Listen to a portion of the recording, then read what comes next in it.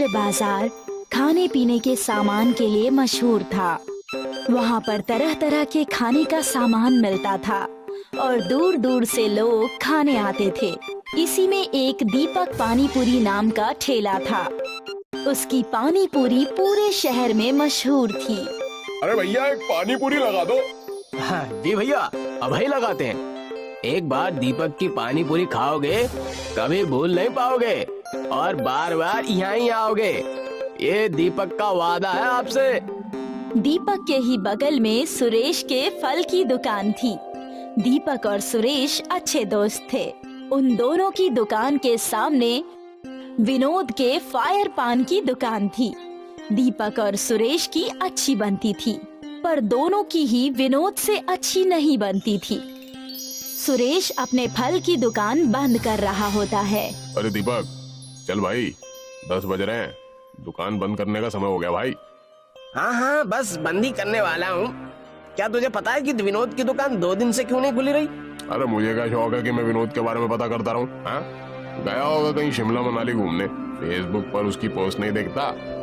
अपनी दुकान का भी वो बहुत अच्छा प्रचार कर लेता और यूट्यूब से भी उसे पैसे मिलते हैं। उसका फायर पान तो पूरे देश में मशहूर है, पता ही होगा तुझे। हाँ भाई, ये तो सही बात है। हम तो ऐसा कर भी नहीं सकते। हमारी तरह फल वाले तो देश में लाखों हैं। इसकी दुकान कुछ अलग है, इसीलिए मशहूर है। अरे चल छोड़ भाई, घर चलते हैं चल। सुरेश और दीपक साथ में घर के लिए निकल जाते हैं। अगला दिन होता है। सुरेश दीपक को फोन करता है। हाँ हेलो दीपक, अरे तुझे मेरी आवाज आ रही है? हाँ भाई बोल, मैं बोल रहा हूँ। क्या हुआ, तू इतना घबराया क्यों लग रहा है?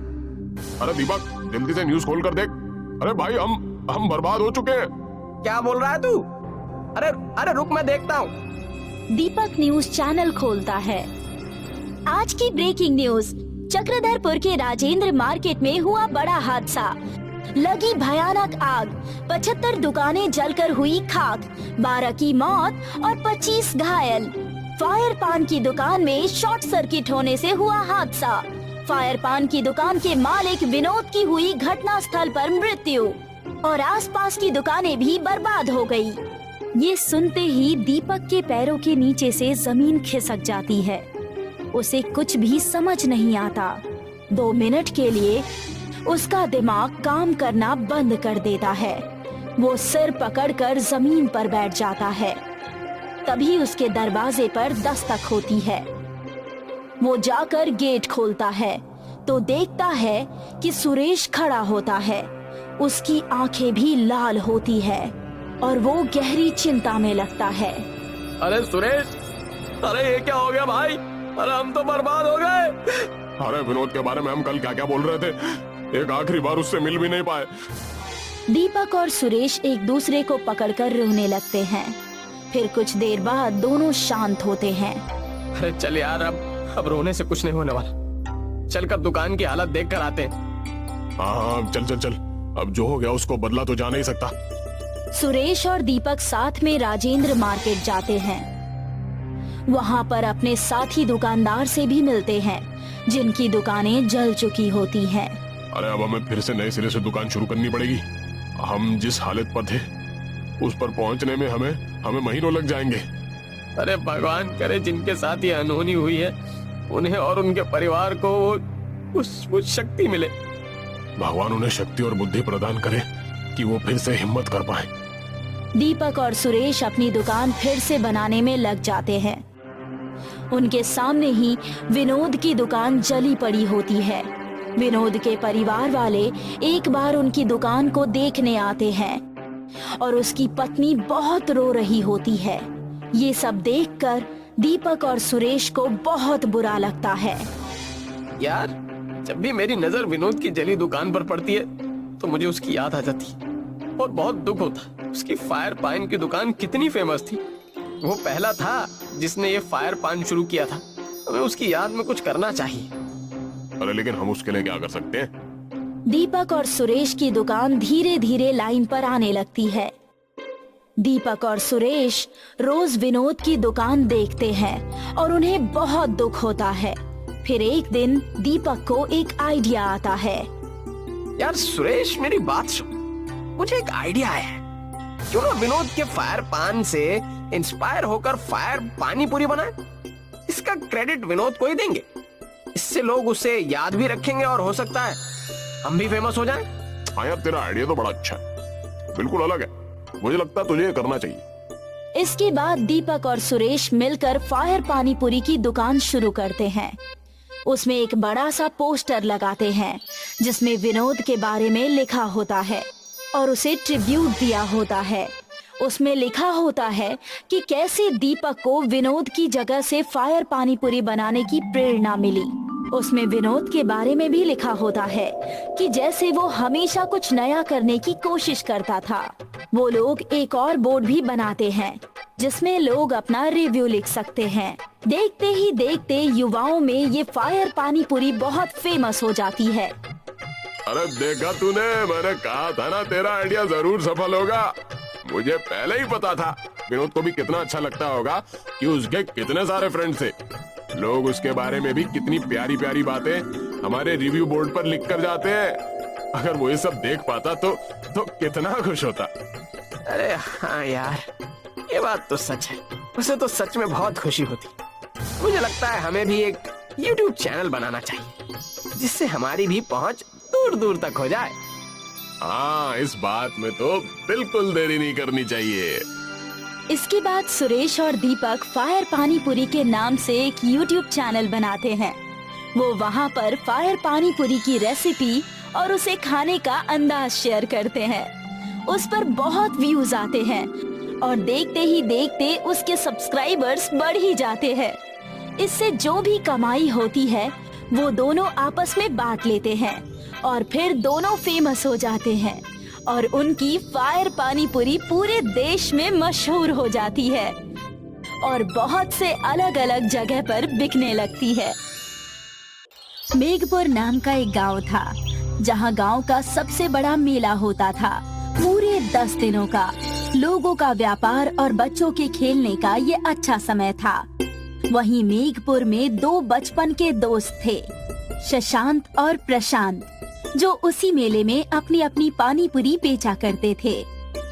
शुरुआत के समय दोनों ने एक ही दुकान खोली थी, लेकिन शशांक के व्यवहार की वजह से प्रशांत ने अपनी अलग पानी पूरी की दुकान खोल ली। शशांक हमेशा प्रशांत के हकले होने की वजह से उसे चिढ़ाता रहता, लेकिन प्रशांत का व्यापार बहुत अच्छा चलता था क्योंकि वो बहुत ईमानदार था।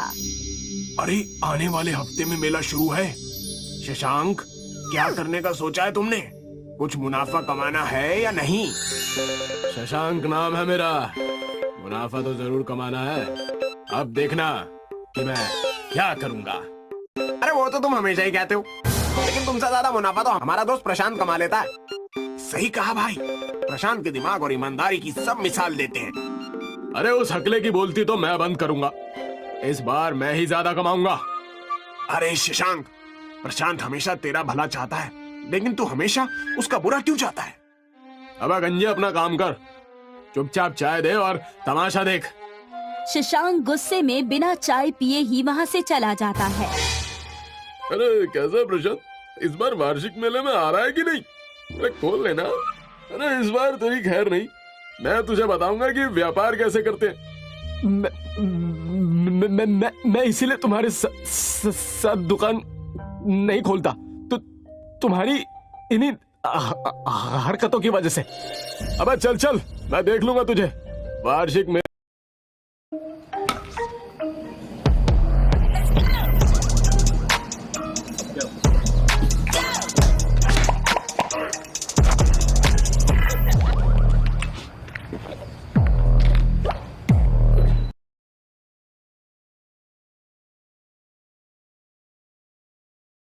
मेले में मेरा ही बोलबाला होगा। मेले के पहले दिन शशांक ने अपनी पानी पूरी की दुकान खोली और प्रशांत ने काली पानी पूरी की दुकान खोली। प्रशांत की काली पानी पूरी लोगों ने पहली बार सुनी थी, इस वजह से पहले दिन से ही प्रशांत की खूब बिक्री हुई। लोगों ने प्रशांत के दुकान पर भीड़ इकट्ठा कर दी। अरे प्रशांत भैया, सुना है तुम कुछ नया बेच रहे हो, काली पानी पूरी हैं? हमें भी इसका आनंद लेने दो भैया। देख रहे हो ना मेरा पेट, मैं 4 प्लेट तो यहीं खा जाऊंगा, बाकी घर की बात अलग है। बस अभी लो, ये लो, मैं अभी बना देता हूँ। बस मैं अच्छे सामान का उपयोग करता हूँ, इसलिए मेरी काली पानी पूरी अच्छी बिकती है। शशांक प्रशांत की दुकान देखकर जलन के मारे अपनी दुकान पहले दिन ही बंद करके वहाँ से चला जाता है। अरे लगता है मुझे भी काली पानी पूरी का व्यापार करना होगा, इससे ही मुझे फायदा होगा। क्या हो गया बेटा, अकेले क्या फुसफुसा रहे हो, क्या बात हो गई? शशांक अपनी माँ से सारी बात बताता है। अगर ऐसी बात है तो तुम कल से काली पानी पूरी बेचो और ईमानदार होकर बेचो, दूसरों के व्यापार पर ध्यान मत दो, तुम्हारा व्यापार भी अच्छा होगा। अगले दिन मेले में शशांक प्रशांत के दुकान के ठीक सामने अपनी काली पानी पूरी की दुकान खोल देता है, लेकिन प्रशांत के ईमानदार और सीधे होने की वजह से गांव वाले और मेले में आए हुए सारे लोग उसी के यहाँ काली पानी पूरी खाने के लिए आया करते थे। और शशांक ये सब देखकर मायूस खड़ा था। तब उसके दुकान पर एक औरत आई। अरे भाई, मुझे 10 प्लेट काली पानी पूरी पार्सल कर दो, घर वालों के लिए लेकर जाना है। और ये लो 2000 रुपए का नोट, जल्दी करो। उस औरत और पैसों को देखकर शशांक के मन में लालच आ जाता है और उसकी आंखें चमक उठती है। अरे बस अभी लीजिए, मैं तब तक आपका पार्सल तैयार कर रहा हूँ, आप बस बैठ जाइए। हाँ हाँ जल्दी करो, मुझे घर भी जाना है। शशांक उसे पानी पूरी पार्सल करके दे देता है। अरे मेरे पास छुट्टे नहीं है, आप एक काम कीजिए, मेला खत्म हो जाए तो मेरे पास आइए, मैं आपको तब पैसे दे दूंगा। ठीक है, लेकिन दे जरूर देना। चलो अच्छा है, कम से कम शशांक की दुकान में ग्राहक आना तो शुरू हुए। फिर भी प्रशांत के दुकान पर बहुत भीड़ होती है। शशांक इस बात से चिढ़न के मारे प्रशांत की पानी पूरी में मिलावट करने का फैसला कर लेता है। प्रशांत के पानी पूरी में शशांक चूहे मारने वाली दवा मिलाने की सोचता है। अरे बस ये प्रशांत का बच्चा अपनी दुकान छोड़कर कहीं जाए, मैं इसे सबक सिखाऊंगा, मजा आएगा। मेरे पैसे तो दे दो, तुमने छुट्टे करवाए या नहीं? कौन से पैसे? मैं नहीं जानता कि तुम कौन हो। अरे मैं आज सुबह ही तुम्हारे दुकान से पानी पूरी लेकर गई थी ना, और तुम्हें 2000 का नोट दिया था। मैं फिर भी नहीं जानता, तुम जाओ और मेरा समय बर्बाद ना करो, जाओ। शशांक की नजर प्रशांत के दुकान पर पड़ती है। वो अपनी दुकान खुली रखकर कहीं जा रहा होता है।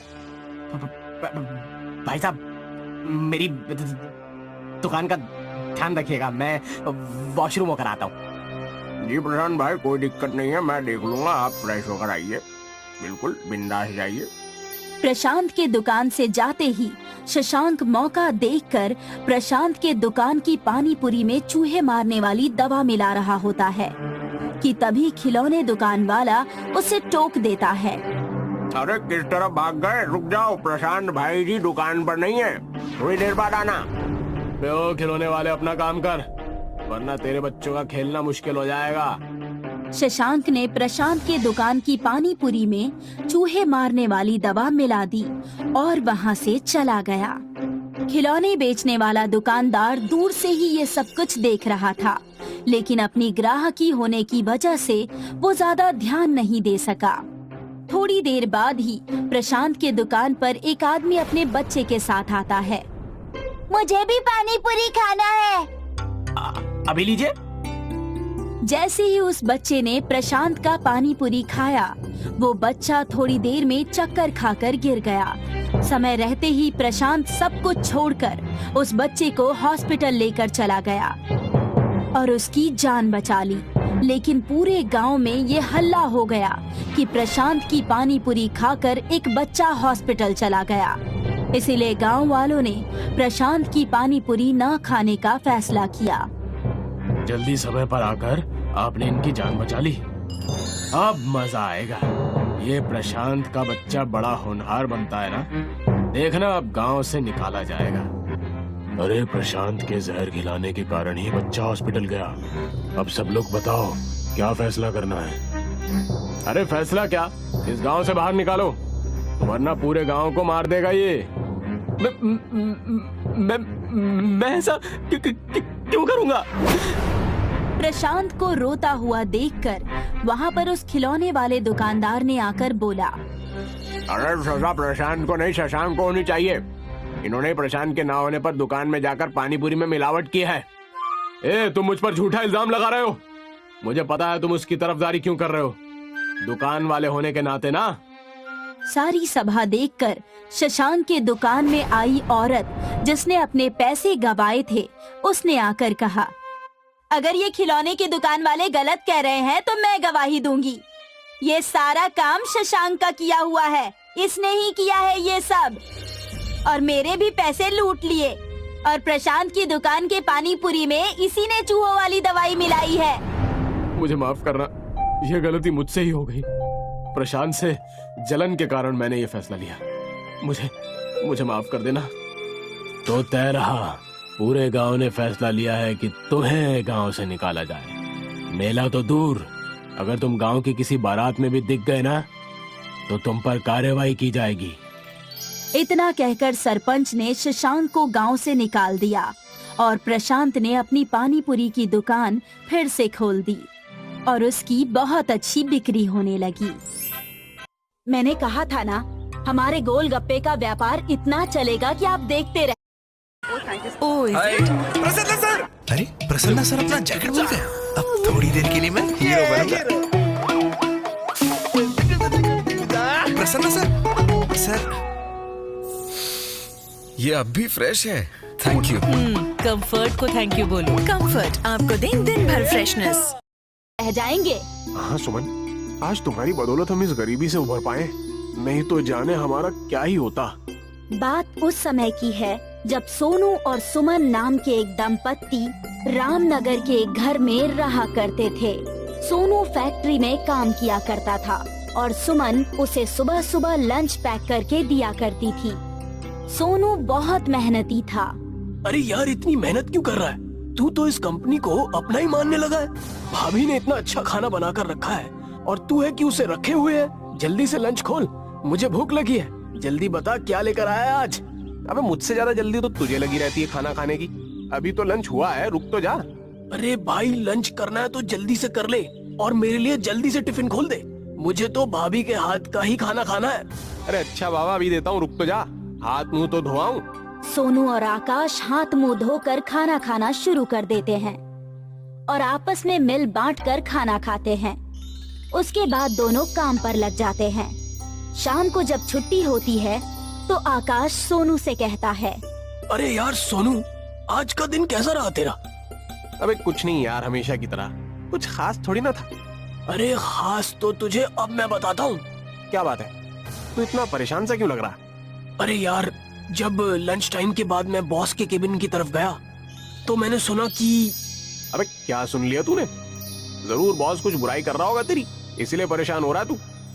अरे वो सब तो चलता रहता है, पर मैंने बॉस को कहते हुए सुना था कि कंपनी घाटे में जा रही है, इसलिए जितने भी फैक्ट्री में वर्कर्स हैं उन सबको निकाल देंगे और ये सिलसिला कल से ही शुरू हो जाएगा। अबे क्या बात कर रहा है? अरे ऐसा हुआ तो हम सब कहाँ जाएंगे? ऐसा नहीं हो सकता यार, हमारी रोजी रोटी तो इसी फैक्ट्री से चलती है। इसके अलावा हमें कोई काम भी नहीं आता। जब से काम करना सीखा है तो इसी फैक्ट्री में काम किया है। हाँ यार, यही चिंता तो मुझे खाई जा रही है। अब करें तो क्या करें? आकाश और सोनू इसी चिंता में जा रहे थे। सोनू ने आकाश को अपने घर पर थोड़ी देर रुकने के लिए कहा। तभी वहाँ पर आकाश की बीवी पूजा भी आ गई। अरे पूजा, तुम यहाँ क्या कर रही हो? तुम आ सकते हो क्या? मैं नहीं आ सकती। सुमन भाभी ने बुलाया था, कह रही थी गोलगप्पे बना रही हूँ, खाने आ जाना। अच्छा हुआ कि तुम भी आ गए। अभी तुम दोनों के लिए भी गोलगप्पे लेकर आते हैं। पूजा और सुमन आकाश और सोनू के लिए गोलगप्पे लेकर आती हैं। सुमन बहुत ही लाजवाब गोलगप्पे बनाती थी। उसके गोलगप्पे आकाश और सोनू दोनों को बहुत पसंद थे। सोनू तो अक्सर उससे गोलगप्पे बनवाता ही रहता था। अरे भाभी, खाना तो अच्छा बनाती ही हो, और गोलगप्पे तो उससे भी ज्यादा अच्छे बनाती हो। इन गोलगप्पे में तो सच में एक जादू है, जितने खाओ कम ही लगते हैं। अरे सच कह रहा है ये, सच में तुम्हारे हाथ में तो जादू है। तुम जो गोलगप्पे बनाती हो वो साइज में इतने बड़े होते हैं कि एक बार में ही मजा आ जाता है। तुम्हारे हाथ के गोलगप्पे खाकर तो हम अपनी सारी परेशानियां भूल जाते हैं। परेशानी? कैसी परेशानी? कौन सी परेशानियों की बात कर रहे हो तुम? सब ठीक तो है ना? अरे सोनू, क्यों भाभी को परेशान कर रहा है? चुप हो जा यार। नहीं, मैं भी जानती हूँ कि आप दोनों को क्या परेशानी है। आज आप दोनों वैसे भी चुप चुप लग रहे हैं। जब से फैक्ट्री से आए हैं, आकाश और सोनू ना चाहकर भी अपनी अपनी बीवियों को परेशानी बताने के लिए मजबूर हो जाते हैं और वो अपनी बीवियों को सारी बात बता देते हैं, जिसकी वजह से दोनों की बीवियां भी परेशान हो जाती है। फिर कुछ दिन बाद सच में वो फैक्ट्री बंद हो जाती है। अब हम क्या करेंगे? आपका तो काम भी छूट गया, धीरे धीरे राशन भी खत्म हो रहा है। हाँ, मैं काम की तलाश तो कर रहा हूँ, पर क्या करूँ, कोई काम ही नहीं मिल रहा। अगर कोई काम नहीं मिला तो घर कैसे चलेगा? सुमन, बहुत भूख लगी है, कुछ खाने को हो तो दे दो। कुछ भी नहीं है खाने को, बस 4 गोलगप्पे रखे हैं और थोड़ा सा पानी रखा है। चलो तो उन्हीं को ले आओ, 2 तुम खा लेना, 2 मैं खा लूंगा। अब कल की कल सोचेंगे। सोनू और सुमन दोनों बैठकर गोलगप्पे खाते हैं और कल के बारे में सोच रहे होते हैं। तभी सुमन खड़ी हो जाती है। क्या हुआ? तुम गोलगप्पे खाते खाते खड़ी क्यों हो गई? अगर आपको सही लगे तो मेरे मन में एक विचार आया है। कैसा विचार? आप लोगों को ऐसा लगता है ना कि मैं गोलगप्पे अच्छे बनाती हूँ, तो क्यों ना मैं गोलगप्पे बनाकर बाजार में बेचना शुरू कर दूं? वैसे विचार तो तेरा बहुत अच्छा है। गोलगप्पे तो ऐसे ही हैं कि हर कोई खाना पसंद करता है, पर उसके लिए पैसे कहाँ से आएंगे? आप फिक्र क्यों करते हो? आपने जो मेरे कानों की बालियां बनवाई थी, वो किस दिन काम आएंगी? नहीं नहीं, तुम्हारे गहने मैं नहीं बेच सकता। गहने बुरे वक्त में ही काम आते हैं। जब खाने के लिए खाना नहीं बचा है तो इन बालियों का मैं क्या करूंगी? सुमन और सोनू बालियां बेचकर गोलगप्पे बनाने का सामान ले आते हैं और सुमन अपने हाथों से ये गोलगप्पे बनाकर तैयार करती है। सोनू और सुमन उन गोलगप्पों को बाजार में बेचने के लिए चल पड़ते हैं। गोलगप्पे गोलगप्पे गोलगप्पे, तीखे मीठे गोलगप्पे, गोलगप्पे गोलगप्पे, तीखे मीठे गोलगप्पे, एक बार खाओगे बार बार आओगे, एक बार खाओगे बार बार आओगे, गोलगप्पे खाओ गोलगप्पे। बाजार में गोलगप्पे वालों की भीड़ होने की वजह से कोई भी उनके पास गोलगप्पे खाने नहीं आता, जिसकी वजह से 3 दिन तक उनके गोलगप्पे नहीं बिकते। अरे यहाँ बाजार में हर तीसरी दुकान गोलगप्पे की है, हमारे गोलगप्पे तो बिक ही नहीं रहे हैं। अगर इसी तरह से चलता रहा तो ये व्यापार भी मानो हाथ से चला जाएगा। मैंने इतने प्यार से गोलगप्पे बनाए और कोई खाने ही नहीं आ रहा है। ये तो बहुत गलत हो रहा है। अब हमारे घर का खर्चा कैसे चलेगा? सोनू और सुमन वहीं पर उदास होकर बैठ जाते हैं। तभी उनकी नजर दुकान के बाहर एक बोर्ड पर पड़ती है। सुनिए जी, देखिए इस बोर्ड पर क्या लिखा हुआ है? क्या लिखा है? दुकानदार की स्कीम लिखी हुई है। अगर हम भी अपने गोलगप्पे की दुकान पर स्कीम चालू करें तो हो सकता है कि हमारे गोलगप्पे भी बिकने शुरू हो जाए। जब तक ग्राहकों को हमारे गोलगप्पे का स्वाद ही नहीं पता चलेगा, तब तक ग्राहक कैसे बनेंगे?